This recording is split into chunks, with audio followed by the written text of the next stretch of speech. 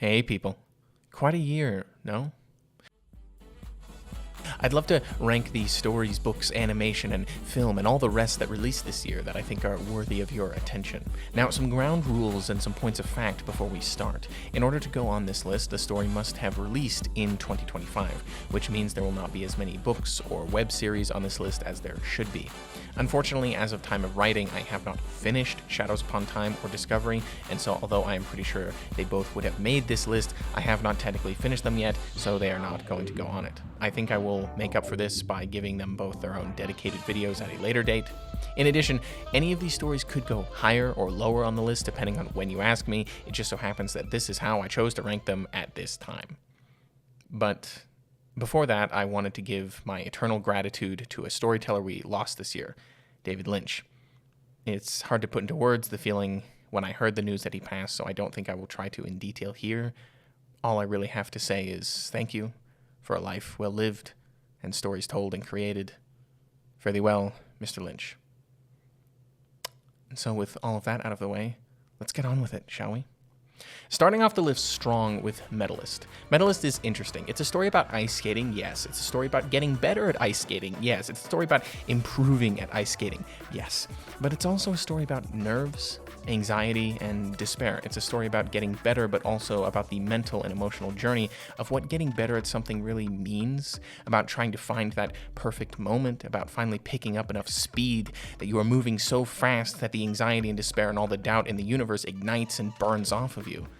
But in order to get to that moment, you will trip, you will fall, you will despair at your own abilities, at your own failings, at your own body, mind, and spirit. But each time, you will also pick yourself back up again because you have a mentor or a friend or a moment that you want to create or recreate. Or maybe you just really like ice skating, I don't know. That's why I loved my time with Medalist. I thought it was really something special, and I'm interested to see where the story goes. Maybe I'll have more to say about it, but until then, I shall say adieu. Coming up next is Sinners. I really didn't expect to still be thinking about this movie, but I am. Something about it just keeps crawling back when I walk in darkened city streets and drive lonely highways. When I listen to music alone and find myself humming or singing, sometimes I wonder if it'd be possible to sing strong enough or play music grand enough to catch the attention of a monster. Because that's what Sinners is about. It's a story about fucking vampires and the Irish and African American communities. Yes, absolutely. But I think even more than those things, it's a story about music, about what it does, about what it inspires. Music, you see, is a little bit more intimate than other forms of art because unlike a painting or cinema or animation or sculpting or reading, music actually touches you. The sound waves vibrate in your skull. You can feel music. You can touch music. Yes, when you view a piece of art, the colors enter your mind through your eyes, but that isn't quite as visceral as how it actually feels. Sinners is that sensation given life in cinematic form. It's visceral, intimate, and vibrant, like you can taste each moment of sound and color. And I guarantee that if you get to the moment, that moment, you know the one I'm talking about if you've seen it, that moment of true music and sound, you will know exactly what I'm talking about. Because music connects and ties us together. And because of all that, there are those who become jealous of it, who want to steal it, to rip it out of your throat and eat the gift raw and red in the night. And I think all of that is absolutely euphoric.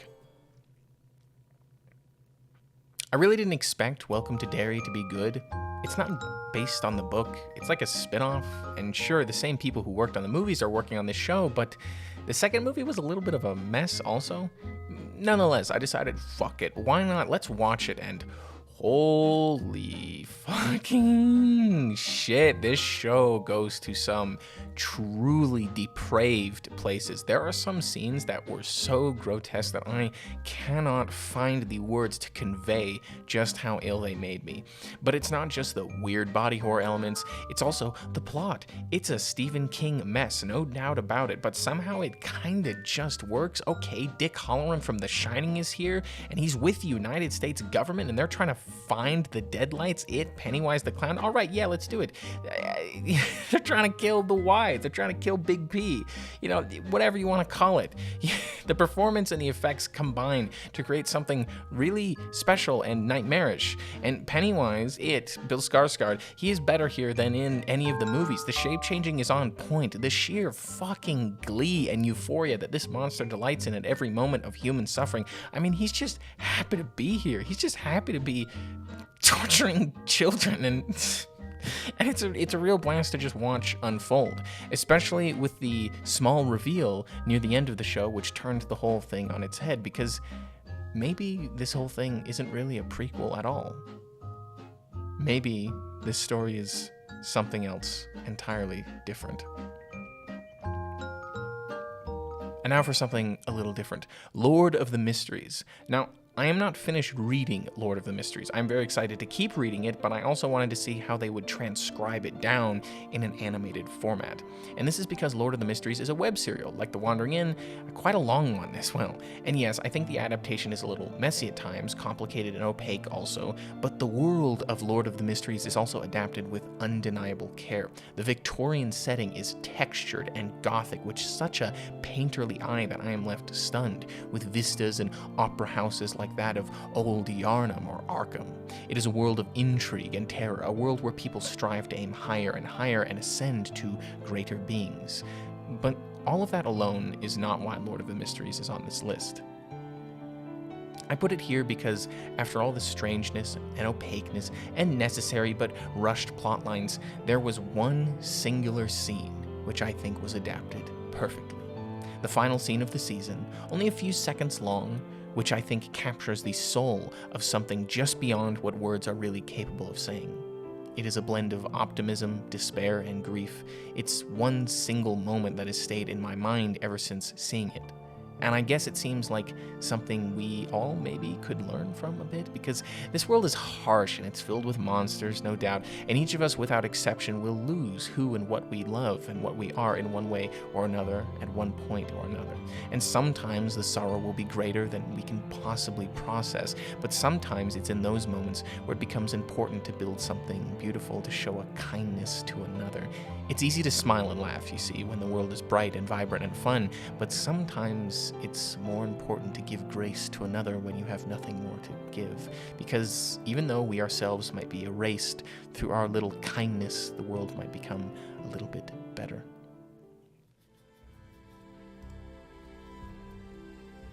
Andor Season 2. I didn't expect to put this on the list. I have long since given up on Star Wars. I liked it when I was a kid, of course, but there are few things more hideous than a story that isn't allowed to end. Long-running stories can be awesome, spectacular, ingenious, but that is quite different than a story simply not being allowed to end no matter what. Star Wars is at this point a little bit of a necrotic corpse dying of cancers and disease and cannibalism, and yet puppeteered in a shocking facsimile of life, dancing forever, never being allowed to rest, which is why I am so truly surprised to be able to put Andor on this list. I really didn't expect, a real, actual thing from Star Wars in this day and age. Nevertheless, I think it, especially in these darkening times, that stories like Andor grow in importance. In a world where truth itself is under attack, where an objective reality seems the enemy of so many, it becomes ever more important to safeguard that which is valued, or that which is held dear and sacred. It is said that those who give up freedom for safety will receive neither, and in this day and age, my friends, never has that been more true. Atrocities will occur, little evils will accumulate, plots and dark things so grand will unveil before your eyes and numb you to it, and it is never more important than in those moments to shepherd your light, your little flame and warmth. You hide it and cherish it and protect it, until your spark joins another, and the embers and sparks and smoldering coals ignite and turn to a raging inferno that chases away the dark. And that's why I love Andor, because it's about that. It's about people who clutch so hard to those dying embers that they are burned. About those who light themselves on fire to spread the sparks to others, knowing that they will never see the dawn.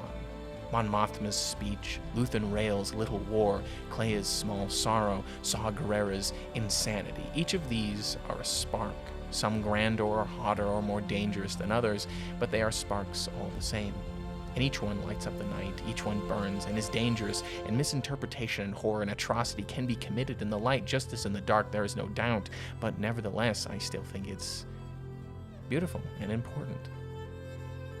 And so to you, watching this now, take this little spark from my hand, hide it beneath your ribs inside your heart, and know that you have friends everywhere. 28 years later. Growing up is hard, isn't it? I've been there. I'm still there. I imagine some of you are too. I don't think there are many stories I picked through this year that really demonstrated that horror quite like 28 years later. The sequel to one of the best apocalypse movies of all time, 28 years later, is a real treat. A journey into hell and back through the eyes of a young kid.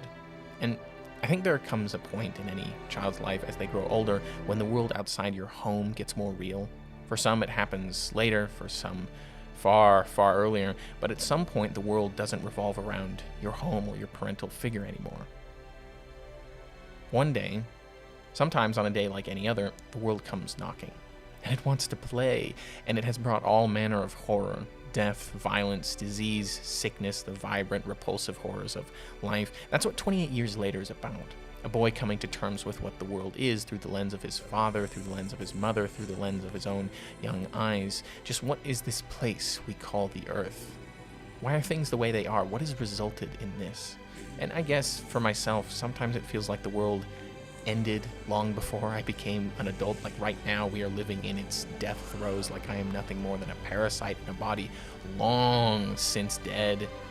Those around me aren't alive, they're just fellow corpse feeders eating something that died long before I ever even existed.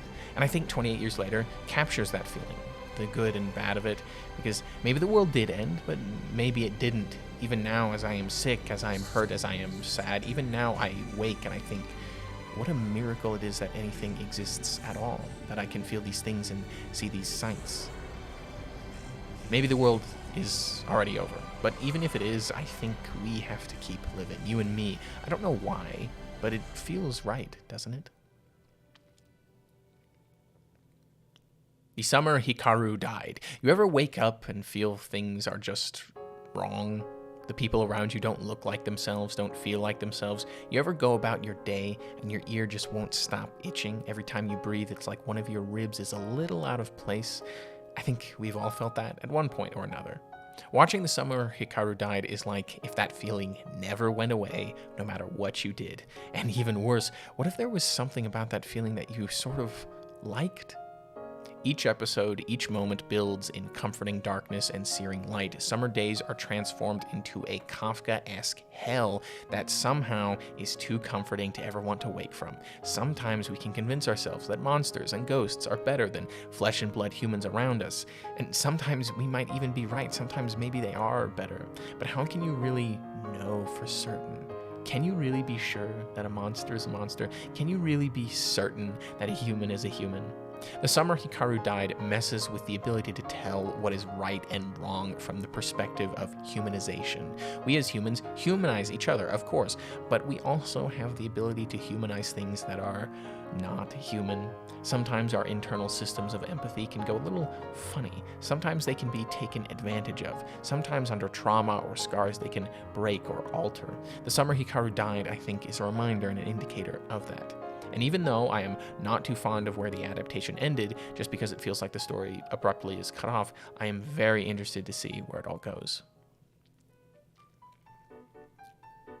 Apothecary Diaries Season 2 is a really fantastic continuation of the first season. It has much of what we have come to expect and love. Fun mysteries, chord intrigue, plots within plots. Mao Mao is still the best girl in all of fiction, but I think the real reason why I put the second season so high on this list is that it really portrays those feelings of the good days, the nostalgic days. Because you ever wake up and just live day by day, hour by hour, week by week? You have fun and cry and suffer, but for some reason it's all manageable, it's all good, all enjoyable. Each pain is something to be overcome rather than something to fear. Each little annoyance is all right because it's just something tiny and insignificant. Days where you don't have to deal with despair, but rather the tiny inconveniences. I like days like those. I like it when everything feels vibrant and doing things with people feels good and right. Days where nothing feels tilted or slanted or out of place.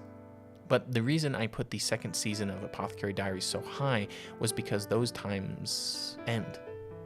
Just as sure as pain and darkness fade and brighten, so too do those good days vanish. Nothing is permanent, everything changes, and I think the story of Apothecary Diaries, especially the second season, is a real indicator of that. Sometimes you don't notice or appreciate the good things till they have all gone away and vanished like a dream in the rays of morning light. Ari Aster makes some wild movies, nightmare projects that can really stun the senses. So when his next movie was revealed to be almost more of a dark comedy than a horror, I was deeply, truly interested. And did Eddington disappoint? Absolutely fucking not. Do you gents and ladies recall 2020? Does anyone remember COVID more than the disease, the way the air tasted like it was filled with madness, idiocy, insanity, like no one knew what was going on, and those who professed to know were each idiots and liars themselves? Eddington is a complete parody of that diseased part of human culture. The way that ideas can spread and emotions can burn, how good intentions become cancerous and malignant, how those who believe themselves above and in control and smarter and stronger are nothing more than other confused, hopeless, helpless things. It's a parody and a comedy about how false reality can become when under duress, but also how human ideologies never paint the full picture, because when one ties themselves to ideology, then calcifies themselves to it, they have already lost. No idea can grasp the full breadth of reality. And so when one limits themselves to one idea, they inevitably will fail to live in that reality. And some take advantage of that division. Some urge it onwards, spread it, grow it, cultivate it, so that they can reap the rewards their harvest of hate has grown. I love Eddington. It's a ridiculous, fantastic roller coaster of misery and parody that has to be seen to be believed. To Be Hero X is one of the most ambitious projects I have seen. Imagine, if you will, taking an entire season just to set up the dominoes, just to set up the world and characters, just to arrange things just so. Normally, I would call that brazen, foolish, overconfident, definitely ambitious, but somehow, some way, To Be Hero X pulls it off, creating a season of glorious multi-medium animation that shocks me. Each arc, each set of episodes leaps around in time to create a non-linear story of stunning proportions. You want a main character? Fuck that, we have 10, each with their own dreams and aspirations. Some who want to be better, some who want to prove to themselves that they can grow, that they can achieve their dreams, others who have fallen, who lost opportunity and potential and grew darker, or others who willingly gave it up. You want one insane schemer behind the scenes? To Be Hero X has 4. Co-founder of a terrorist organization, my boy Mickey. Death god cultist, fucking rock. Fear-obsessed revenge-seeking abusers like Shand, and so on and so forth. This story is batshit insane, and I love it. In a world where trust and fear make someone what they are, what does it take to rise to the top and let your dream come true when all others fail? What does it mean to sit at the pinnacle in a world where the people are what make you and the people are what rip you down? To Be Hero X is one of those once-in-a-decade masterpieces, and I am saying this once again about a setup season, and I truly cannot wait to see what this story does next. I don't know if you guys know this, but I really, really like Better Call Saul and Breaking Bad. It's one of my favorite things ever. So when I heard that motherfucking Vince Gilligan's new project was a science fiction one, I lost my mind because of this, because this is going to be something really special. And Pluribus is slow, methodical, funny, and like Better Call Saul and Breaking Bad's first seasons, it takes its time with you, lets you drink in and soak in this brave new world. It tries to answer its fundamental thesis questions in as many ways and as many times as possible. What does it mean to be human, and would it be better to sacrifice freedom for a world without violence and sadness, a world of only smiles? I love this, because I can see and feel the strong arguments for both sides. An eternity of bliss, no violence, no fear, no prejudice. That sounds... it sounds fantastic. More than fantastic, really. I wouldn't have to worry or hurt anymore. Sorrow becomes a thing of the past, as well as all other kinds of suffering. And yet, a world like that also removes individual essence. that spark and ember of humanity that I love so very much. You wouldn't be able to experience anything new in that world. If everyone becomes one, there will never be new art, new ideas. Individual effort becomes meaningless. The bodybuilder's endless strive to make a masterpiece of their own flesh loses value if there is no longer a strive for it. The artist who wants to create something that makes people see the world in a new way will never have an audience for that art because the audience will already know. You will never again speak to a friend or a lover or an enemy because they are you. And of course, there is an argument to be made that we are already all one, but not in totality. But maybe I only argue for freedom and personal choice because I myself do not know what it is like to live through a true war or a true famine or a true disease. I don't know what exactly the right choice is. I don't know if there is a right choice here, but I know what I feel. I love that human spark that we can choose, even if the choice is an illusion. And that's why I love Pluribus, because it brings these thoughts to the fore. Would you choose the hard road if it meant choice, freedom, humanity, and suffering? Or would you prefer a kinder world, but one without choice? The Bear is one of those stories that I think has to be seen to be believed. I don't think its premise can ever do it justice, and while I think that Season 4 is one of its weaker seasons, I think that is sort of by design. Let me explain. Each season of The Bear is a vastly different one from the last. The first season is hectic, rampant, frantic. The second season is filled with a lethal dose of stress and tension that build and build and build until catastrophe. Season 3 is the numbness that comes afterwards. But Season 4, this most recent season, is about healing, progress, growing, moving on. And because of that, it's a little bit less insane than previous seasons, but I also think it's important because healing and growing aren't always in spurts of inspiration and mania. Most of the time, healing and growing and moving on is a slow, step-by-step accumulation of deeds and choices. You build the road to your better future one single brick at a time, one step at a time. That's what this season's Bear is about. Healing, making amends, trying to be better. And I guess these days, something like that resonated with me. I understand why others might not like it as much. That makes sense. But healing and growth aren't always as glamorous as self-destruction is. It's a quiet, solitary thing. It's a lonely thing to recover, I think, because it feels like while you have stayed still in one place, everyone you have ever known or cared about has moved on without you. But maybe, just maybe, we can change that. We can catch back up with them, with the world.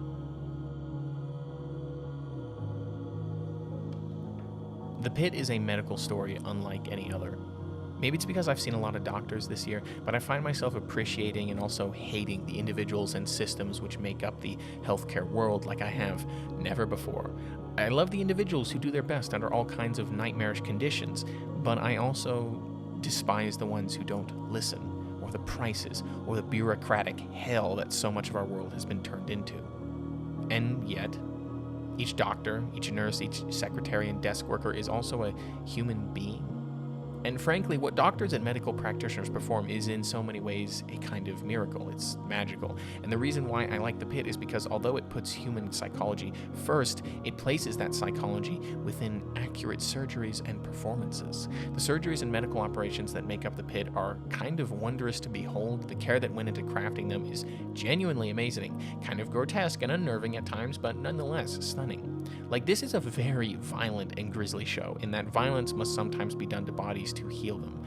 Like, there's this person who has floating face syndrome in the show, and I was like, what the hell is that? And I looked it up, and then I saw it in the show, and I was like, holy fucking God, that is insane. How do you even heal that? There's no way. That guy's dead. That guy's fucking dead.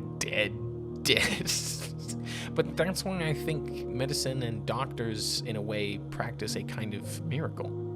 Because sometimes people with injuries like that can be saved. But not always.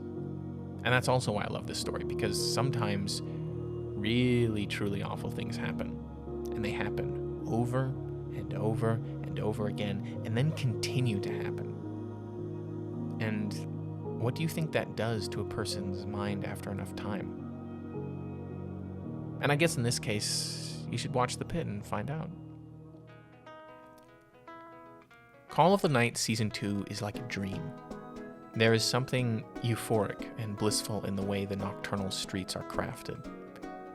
For anyone who struggles with sleep, for anyone who has wandered the strange streets of nighttime cities, Call of the Night is for you, I think. The world feels more interesting after dark sometimes, you know? Like people lower their guard a little bit, like they're a bit more honest. There is a truthful nature to the night, I think. And Call of the Night's second season really captures that. The season is about the variety of reasons that people choose to wander away from their mundane lives. It's about the reason people might choose to become a vampire and why some choose not to or can't. And I guess this season made me wonder on the reasons for my own nighttime wandering. Sometimes, I admit, silly, I know, on nights where I can't sleep, on nights where I've wandered, it feels like I'm looking for something, or maybe for someone. And yes, it's a silly thing. I know, I won't deny it. But I've wondered about what would happen if I encountered someone with fangs or talons who offered to take me away from this current life to another one. A life where I forget my friends, my family, my previous life and desires. I would forget about my love of writing and storytelling and everything it has given and taken from me, and instead, each night would become something different, something new. I wouldn't have to worry about this damnable body of mine getting sick, hurting, failing, aging, accumulating little failures until one day you know. I am 24 years old. That's not old. That's not even close to being old. But I also am at the age where I can feel it, like a building tsunami. I feel what getting old could feel like. If I didn't take care of myself, if I didn't prepare for it for age. So I started running. I work out. I try to maintain my health, knowing that one day still, it will certainly fail me. But because I want to run for as long as possible and live for as long as possible and enjoy and delight in this life for as long as possible, I still need to keep at it. But what if I didn't have to worry about that? What if I or you met someone who could take it all away? They only cost my life and memories. What would I do in that position? I wonder. That's why I love Call of the Night's second season so very much, because it brings thoughts like that to the fore. And it lays out both paths. Those who choose to become a Night Walker, and those who choose to remain human. And I really, really fucking love Anko Gisu. Jesus Christ, please God, someone help me. I love this character so much because I guess she represents everything I have ever feared. Getting older and continuing to fail. Getting older and being unable to succeed in my own strange goals, but also being unable to live a normal life properly or happily. Getting older and not being able to love or work or find purpose in the ways that most do. And yet worse still, getting older and being rejected by and rejecting a nocturnal wanderer. I'm no vampire, obviously, though I might wish to be one. I'm just an aging human who likes quiet nights, who might have wished to find someone with eyes like red wine and teeth like knives. But that's not what the world is, obviously. I know that, obviously. Instead, all I see are quiet nights and stars and cigar smoke. That's okay. It's all right. The Long Walk is quite possibly one of the biggest surprises all year. I thought this movie would be good. All right, a good adaptation of a good Stephen King book. Not great, not extraordinary, but good. But what I got instead was beyond even my most wild of possible prediction or imagination. Dozens of young men, their goal to walk until only one remains. They cannot stop, they cannot pause, they cannot cease. They can only walk and keep walking. This movie is a relentless tide of suffering and misery, but not because humans are cruel, the exact opposite. Each moment in this movie, there is a chance for human cruelty, for misery, for betrayal, but that's just not what happens. Instead, even though it may be smarter and more utilitarian to let a brother die, instead of letting them do so, most of the time what you get is something simpler and kinder. A gentle hand and a gentle word. Would you like to walk with me a while? It's hard to describe what this movie is about, what The Walk is about. In some ways, it feels like the progress of our lives. Time marches forward and carries us with it. At the start, it's all fun and games. You have time, you have energy, but then time. Relentless, ever marching, ever continuing, ever walking, it begins to take a toll, little by little at first, until eventually the first person in your life drops. The first brother beside you, the first friend or family member. But maybe that's not what the movie is about at all. Maybe it's about young men who are lied to and told to die by older men for insane and obscure reasons that somehow seem smart and right at the time. Maybe it's about none of those things, or all of those things, or something that I haven't even imagined. Nonetheless, I think The Walk itself might be something a little different each time you see it. But what remains the same is essential human empathy, kindness, decency.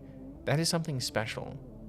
Because guess what, my friends? We're all dying one way or another. We are all coming apart. And maybe it matters and maybe it doesn't, but we don't have to be cruel about it. We don't have to be vindictive or jealous or angry about it. We don't have to stab the others around us for the chance to make it a little further. And that doesn't mean don't fight. It doesn't mean be stupid. Kindness doesn't have to be stupid. Empathy doesn't have to be weak. Kindness can be stupid, don't get me wrong. Empathy can be weak, but it doesn't have to be. We have human judgment, the ability to choose, and I think that matters. And that's why The Long Walk is special, because even in the most nightmarish of circumstance, the idea that I could have a brother beside me, that is a comforting thought. And hey, if I don't have any beside me, that's all right, because maybe I can be that for them, for someone who needs it for someone else. So I guess at the end, all I really have is a question. Would you like to walk with me a while? This next one I debated even putting on the list. In the end, I felt like I had to. Mussolini's Son of the Century is a semi-fictional series based on the early days of the famed dictator's rise to power. But more than that, I think it's a story about how political systems fail those they are meant to protect, and what kinds of devils can come out of the dark because of it. It is a series bathed in sickly, diseased colors and vibrant ill anxiety. The score is enchanting in its devilish nature. Each scene is filled with an intoxicating and poisonous concoction of rage and hate and fear, because that is the tool of a dictator, the tool of a demagogue. Fear and the transmutation of that fear to rage, to action, weaponize it, refine it, wield it, become it. But tragically, it is also true that for devils like that, they can never rise to power unless the systems that exist fail in every conceivable way. And that is what Son of the Century postulates. Failed and corrupt systems which breed devils in their rotting depths, devils which nibble at the roots of society's trees, devils which lap and drink at the rotting sap which makes its way downwards, until eventually they have grown strong and begin to make their climb to the top of society's tree. And in their wake, they drag all manner of miasma with them. No logic, no higher thought, but emotion and rage and terror and fear. Power, my friend, is a frightening thing. Some say it attracts the worst, others that it corrupts the best. But there is no doubt that what it truly does, in addition to all other things, is that it reveals. It reveals weakness, it reveals corruption and incompetence, it reveals evil. Son of the Century is about a rise to power, yes. It is about how rage and terror are weaponized, and how they can become as addictive as any drug, yes. But it is also about the world in which such devils rise to power. Its corruption, its weakness, its incompetence. Sometimes all it takes is for a single human to grow a spine, a single person to fight at the right time, at the right moment. It just takes one person to slay a devil, just one action. And sometimes the people refuse, out of fear, out of incompetence, out of weakness. Son of the Century is a strange beast, but it would be dishonest of me not to put it on the list. The acting and design and hideous vision that went into crafting it are impeccable, and although I think it can be easily misinterpreted, that does not mean we should not discuss it. Devils need be brought into the light and pinned to the walls, my friends, so that their claws and fangs can be torn out. If left in the dark, they will grow and multiply, and a devil cannot be left alone. One either slays it or joins it.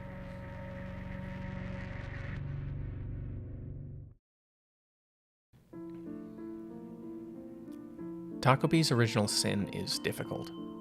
A lot of people I've tried to show it to have refused to watch it outright after an episode or two. So I find it difficult to recommend it.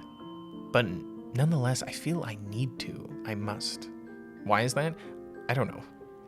Maybe it's because I found it profoundly moving. Maybe it's because I feel that it has lessons that some people need to learn.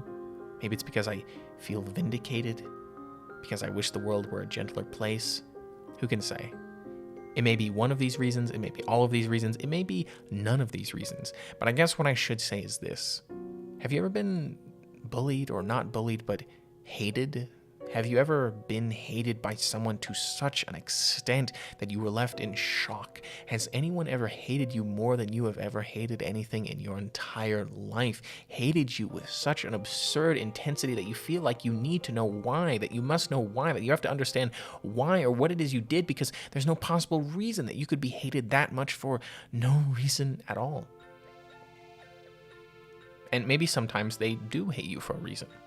Maybe even sometimes it's deserved or perceivably deserved. But other times they hate you for that much, and it's for no particular reason at all. The bullying in Togepi is a little like that. I'd like to say I don't know what that feels like. I'd like to say it wasn't familiar, but that's not true. That's not true at all. Togepi is a profoundly upsetting story, on more levels than I can say here. It's upsetting because, although it's familiar to me and thus strangely, uncomfortably palatable, there are others who it is unfamiliar to.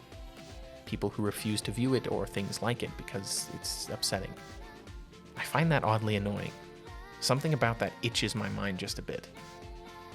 I think it's because, at the end of the day, Takopi's Original Sin is a story. It's not exactly real, even if it touches on real things. I guess that upsets me because the worst thing about bullying isn't always the physical or social hurt itself, but the people who walk by and do nothing, or more than that, the people who walk by and do nothing even when you ask for help or misunderstand. If you ask for understanding, for a single person to look at you and say that what is happening is wrong, sometimes people just keep walking. They don't do anything at all. Sometimes people become complicit in a way like that, or accepting, or numb, or uncaring of things that happen around them. And I understand that, or at least I'd like to think I do. Takopi's Original Sin is upsetting, visceral, intense, a free fall directly into hell, not an unfamiliar hell either, but it also posits a few possibilities about healing, about a few ways you can let go. It's not easy, I know that, it sucks, but that doesn't mean it's not worth it. Doesn't mean you shouldn't try. The world is a vibrant and terrible place at times. There are 1,000 and more different kinds of pain and ways it can hurt you, but I still like it, or I want to like it. I do like it. And I guess that although Takopi is painfully and at times intentionally cruel, that doesn't mean it also isn't beautiful.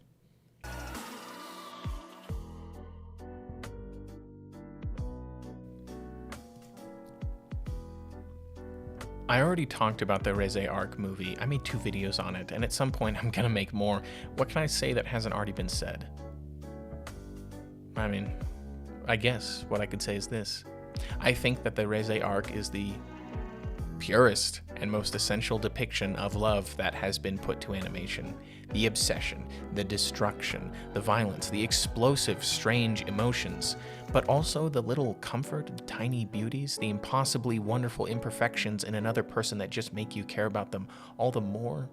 Love is violent. It can grab hold of hearts and minds in a blood fire tempest of emotion and wild thought. It can make you lose control. And I think it is upsetting, discomforting, and overwhelmingly vibrant and destructive, and I think this movie is all of those things and more. It is an orchestral ode to the very concept of love itself. Its highs, its lows, its wonders, and its terrors. It is animated and scored and acted with excruciating care and precision, and I can scarcely imagine the effort that went into its creation. So in conclusion, I don't have much more to say. What can I say other than this? Like, go watch the goddamn movie. What are you doing? What are you doing watching this video? Go. You guys know. You know what I had to put in first place. Ask me another time, and any one of these stories I could have put in first place. Any one of them could have taken the #1 slot on my list, but this story is one that has not left me. It's still with me, and I imagine it will continue to do so. And that story is Clair Obscur, Expedition 33. Once again, I have 3 full goddamn videos on this masterpiece of a game if you want to look at them, but if you don't want to watch them and still want to understand why Expedition 33 is so special, then welcome. It's not just the soundtrack, which is beyond beautiful. It's not just the Art Deco design of the world itself and characters and creatures that I love. It's not the gameplay, which I adore, but the story itself. A story about grief and art, and how the two intertwine and overlap. It's one of those things that reinvigorates and reinforces my faith that things aren't hopeless in the world, because if they truly were hopeless, then how could something like this possibly exist? It's one of those pieces of art that reminds me, right, this is why you're alive. This is why we continue. This is why we endeavor. We create things like this for those who come after, so that they might reap the beauty that we have sown. And it's my most sincere hope that I can play my own part in that little song we call humanity, no matter how small it is. I hope that I can pass on just a little something to those who come after, whether it be an essay like this or a story of my own. And it's interesting because for the longest time, I thought I hated people. And I do, still, a lot of the time. But this game also reminded me of why I love humans, of what humans do and create. And I think any work of fiction that reminds or reinforces or changes the way we think and go about our lives in the world around is something special. Stories may be used to escape, yes, but they can be more than that as well. They can be used to help someone evolve, to make sense of the world around. Stories are odes, things we make in honor or critique of the world around us. Art is something that defines that which is abstract and abstracts that which is defined. It comforts the disturbed and disturbs the comfortable. But it seems prudent that I should put it in the game's own words, no? Because, my friend, you see, art can be a window and art can be a mirror, but great art is both. And that's it. That's my list. There are a whole lot of other things I really loved but didn't put on here. Stuff like Zenshu or the recent Digital Circus episodes, or Epic the Musical. Didn't expect to like that one, but I did. I got quite a lot. And I really love Saccharomorphosis, and I am loving Shadows Upon Time and Discovery. But I guess if I had to theme the year, if I had to theme everything I put on this list, it would be through the lens of the masterful work of Ranboo and the animated musical Pipers. Alone in the dark, my life was a parade full of silence. Endless night, countless roads, I ran away from all violence. People are passing by like river stream nearby. No matter how I try, this melody haunts me. That thing will hurt us, you'll never be with us. Don't wanna be trained anymore. So, mind your power, Piper, hide the power, Piper. You know the drill, rather mute than make tune, then I'm fine. If there's no happy ending, why am I still struggling along in this heart of a river? You've lived peacefully, surrounded by people like you. You wouldn't understand. Yes, it's true, I'm one with the town. My life was a show full of noises. I ran with the crowd, desperate to try to fit in society. Yes, I was passing by, following with the flow. I shut out every voice as all the rumors grew loud. But yours was special, though it's controversial. Now I wanna dive in with you. So play the pipe, oh piper, pipe. The pipe, oh piper. I won't. You know it well, better play than run away. It's your stage. If there's no happy ending, why won't you write it again in this heart of a river? Someone will let you in. They will tear me apart. Somehow they'll pay you back. But kick me out. Don't make me do this. I can't. Don't wanna lose it all again. Those friendly hellos and those warm-hearted smiles. You're gonna lose them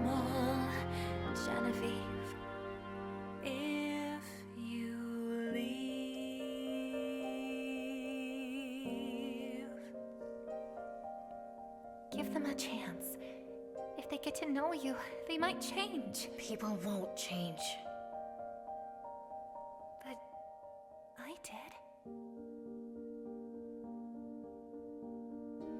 Do you remember the day when you played my song? I didn't know that someone was there who would play a song for a rat.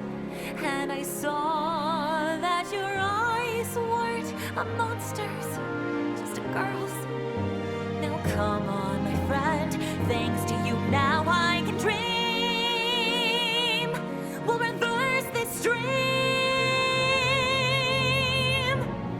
Because I guess, my friends, more than anything else, in this world, I still want to believe in miracles, no matter what.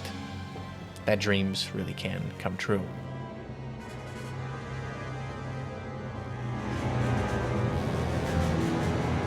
Hey, Dawson. Do you really believe in me? Of course. And I promise I will always believe in miracles alongside you.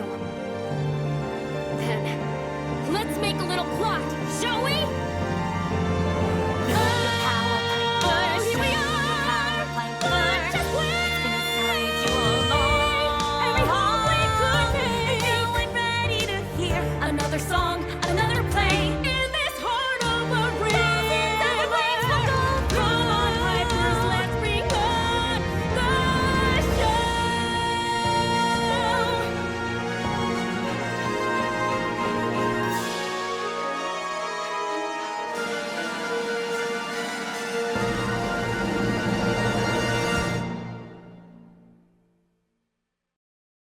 And that's it. I don't even think this is going to come out in 2025. It's probably going to be released in like 2026. But I hope you liked the video.